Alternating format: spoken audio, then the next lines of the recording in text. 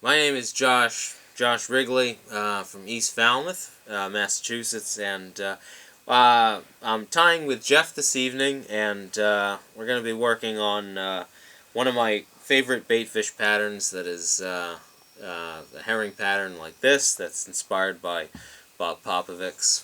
Um, and It's a great pattern for striped bass. I tend to use it a lot at night in the places where I fish on the Cape.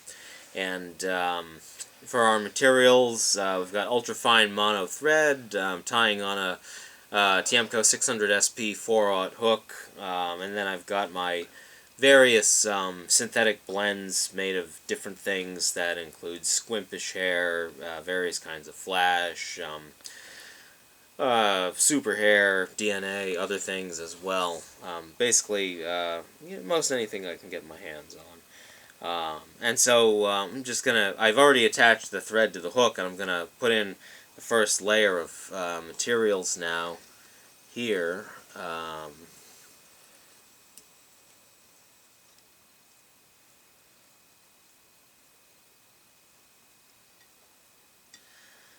And this is going to be the tail of the fly.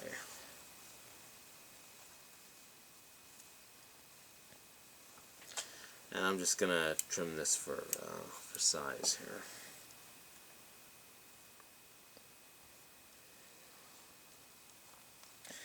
One of the things that I'm trying to do with my fibers is always just to make a nice taper with them. So we'll put this in.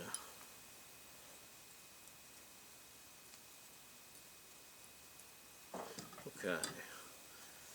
And as we get these secured in, what I want to try to do is split them evenly, cut them in half around the point of the hook, bring them back here, and then just create a little dam right in front of the fibers.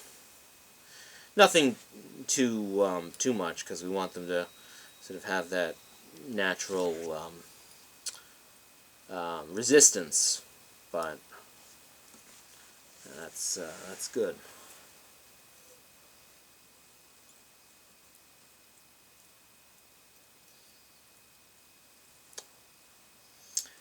And I'm gonna go again with the white here. We build this up.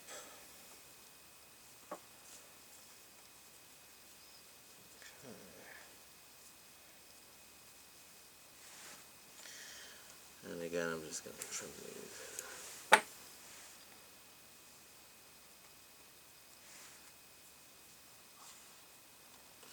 And we'll just get that nice taper so that they're not even. Do the same over here. Alright, that looks good.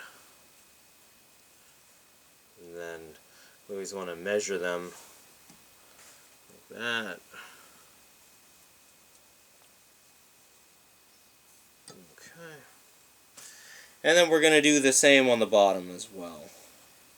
So this, I think this fly gives a really nice kind of clupiid sort of profile, and I think the bass think that as well.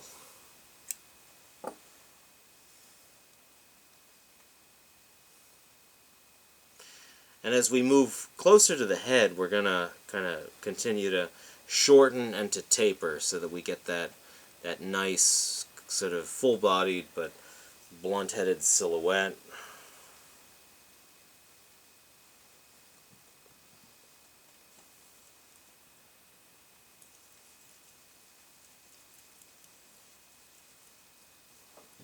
Okay. So now we've got our second layers on here. This is a pretty full-bodied fly, and I like to fish it on a 9-weight with a 330 grain head on an intermediate line, and that'll throw this fly pretty well. And nice thing about it, one of the nice things, is that it tends to shed water very easily, so you can throw it quite a distance. And we're just building up the dam in front here a little bit, nothing too crazy. There we go. Now I'm going to add in our first color here. So got some blues. If I were building a different pattern, if I were building the same fly but coloring it as a hickory shad, I might add in pinks and yellows. If I were doing a bunker, I'd put in maybe olives, browns, yellows, different color palette. But because this is a herring, we're going to go with several shades of blue. Okay. And then on the bottom, we'll go back to our standard white, because we want to have that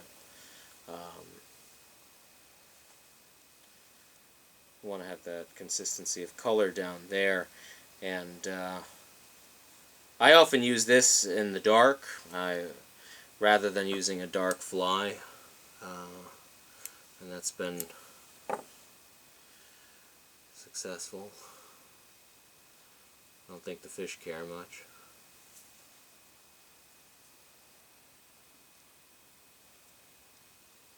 I just want to make sure that that's nice and tapered. So we're getting shorter. The closer we move to the head, shorter we get.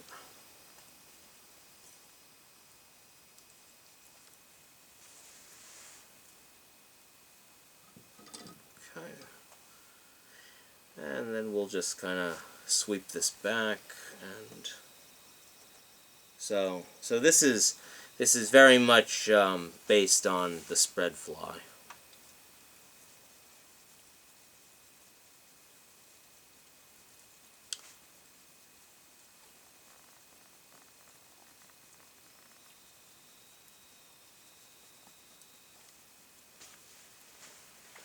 Okay, that's good.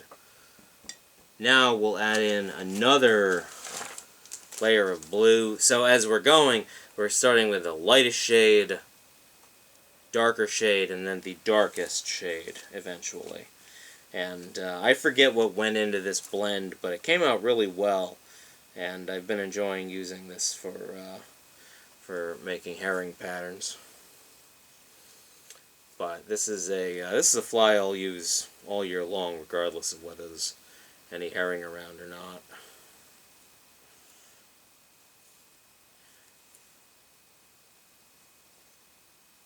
Now, I'm going to taper these just a little bit more.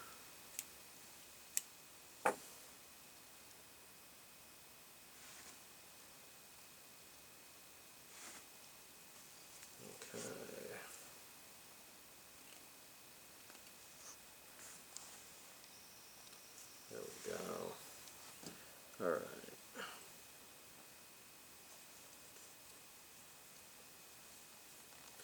Alright, so we've now got our next layer here, and now we're going to go back to our trusty white.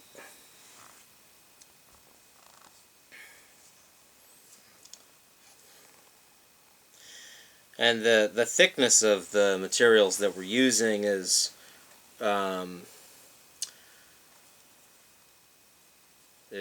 we're trying to be uniform with that. So now I'm cutting an even shorter section here, but still tapering.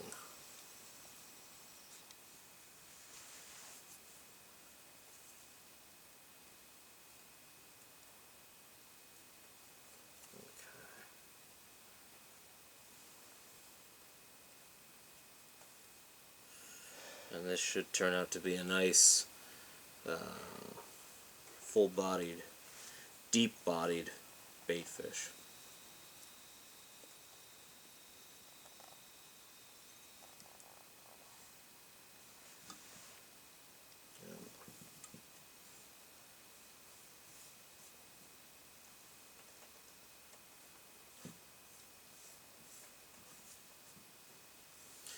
It's a very full fly. This fly is not sparse. I'll say that. But I think the fullness of the fly is also one of its virtues. Presents a big silhouette. It's very opaque, especially in the dark. And I think fish find it very easily.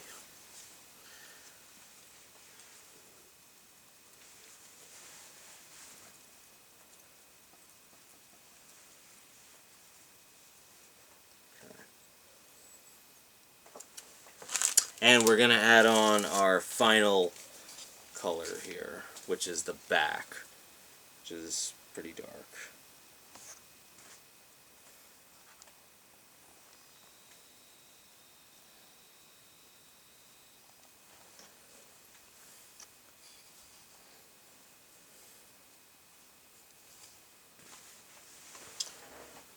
So this this fly is great, though. It's all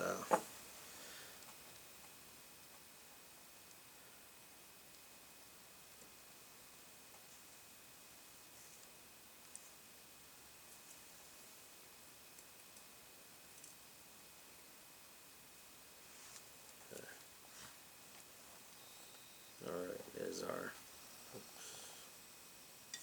So, there's our black.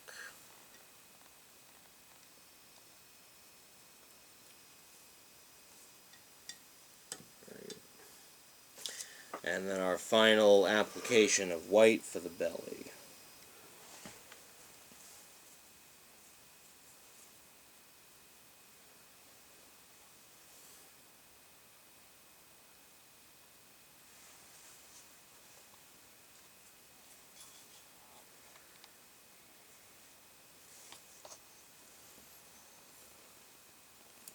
And cut this one pretty short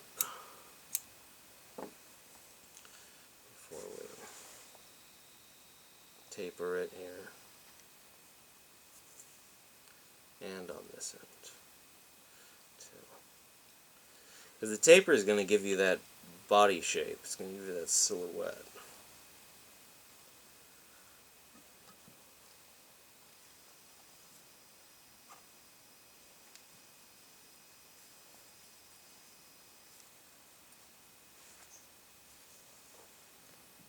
Okay, now I've wrapped some of my fibers here.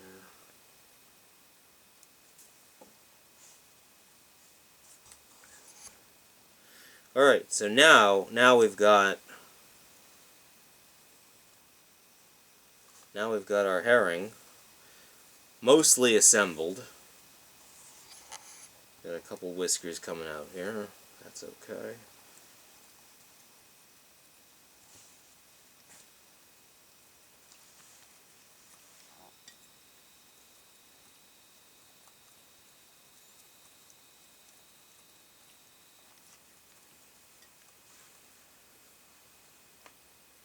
Alright, so that's the basic profile that we're gonna wind up with here.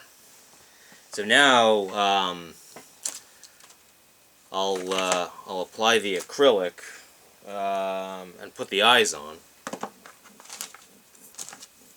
And let's see what eyes do we have here. And what I like to do with the eyes is just hold them up to see how they look against the fly. So if you're looking at it like that, let's see it. So this is a 5/16 inch, and I think that looks pretty good considering the bulk of the fly. So we're gonna use some of these. These are just flat stick-on eyes, but they're good in that you can affix them and then hit them with acrylic and really lock them in.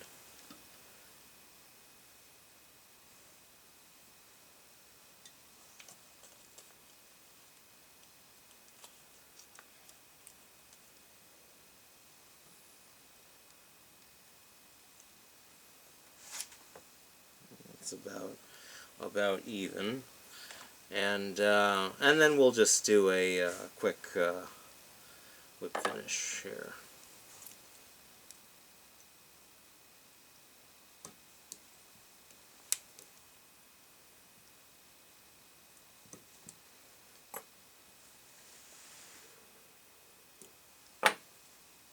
Alright, so we've got our fly, and now we can start to layer the acrylic. I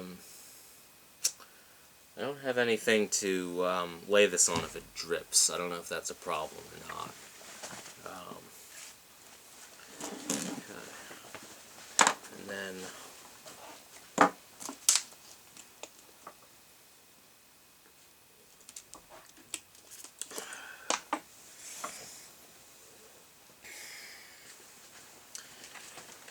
the oh, that's this. There we go. Oh, thanks. And for the light, I just need to plug that in. So I've got, I got an outlet right here. Let me just do that.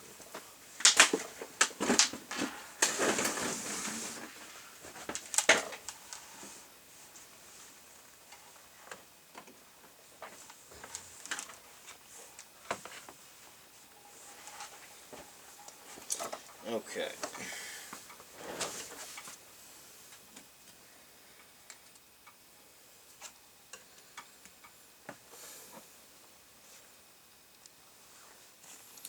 So I'm just using Tough Fly acrylic here, Tough Fly Core, which is a great substance, cures very quickly, and I'll hit it with alcohol after we're done to get rid of any tacky finish. But this is great for affixing these eyes and creating a very durable head.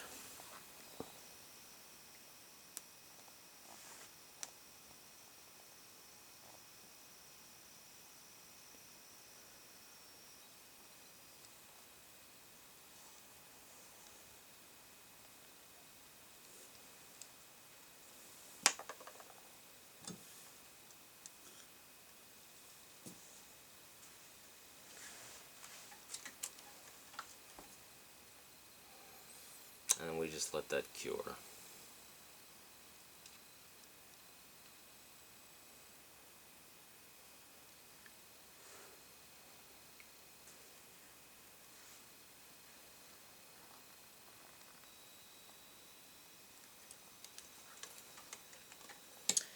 Alright, so we're starting to form our head here, and then on the bottom I'll put a little bit, but I also don't want to get crazy and reduce the size of the hook gap either, because that's one of this fly's best virtues. Just trimming a few excess fibers.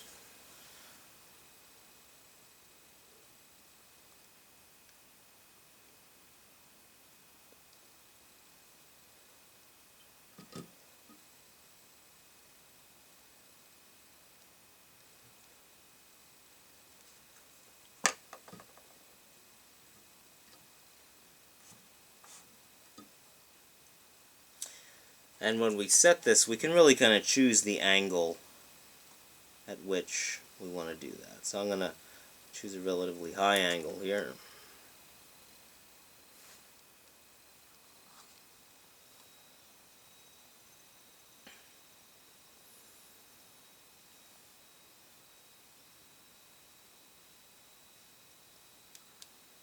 Okay.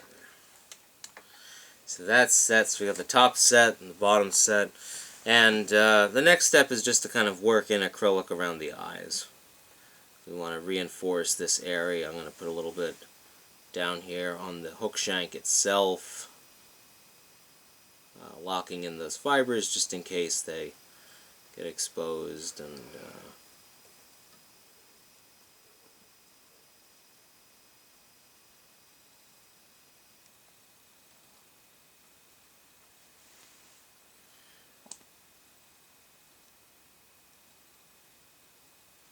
And then we just want to make sure we've created kind of a even layer over the eye. So I'm looking that over here, it looks good.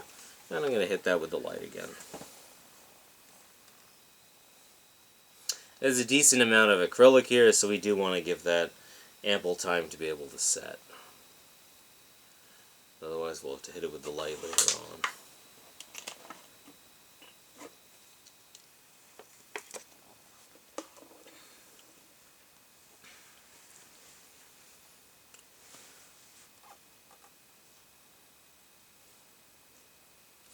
But this is kind of a great night fly. It's a great day fly if there's big fish around.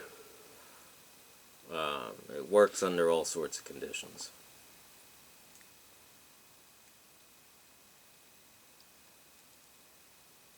And it works very well with this hook too. Okay, now we're going to do the other side.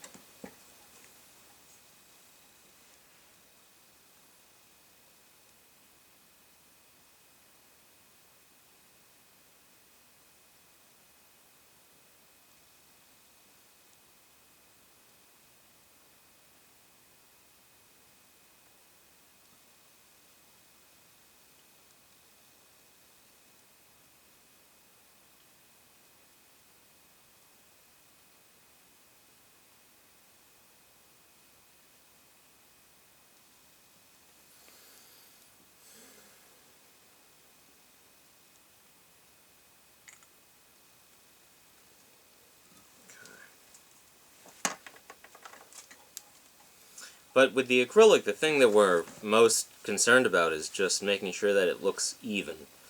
You know, that the fly is not out of balance. We didn't put too much on one side, too much on the other side, that sort of thing.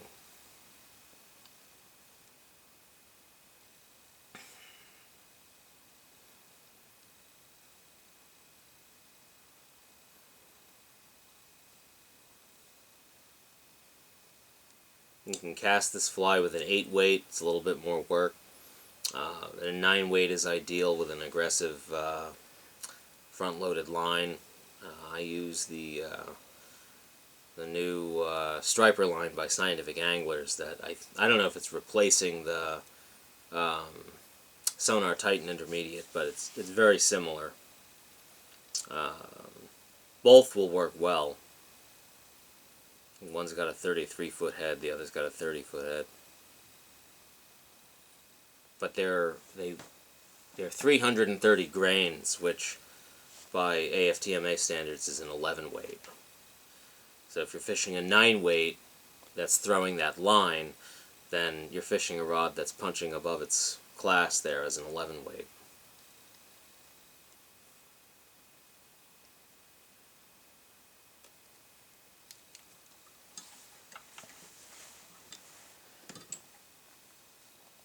Alright, so that's the finished fly here, and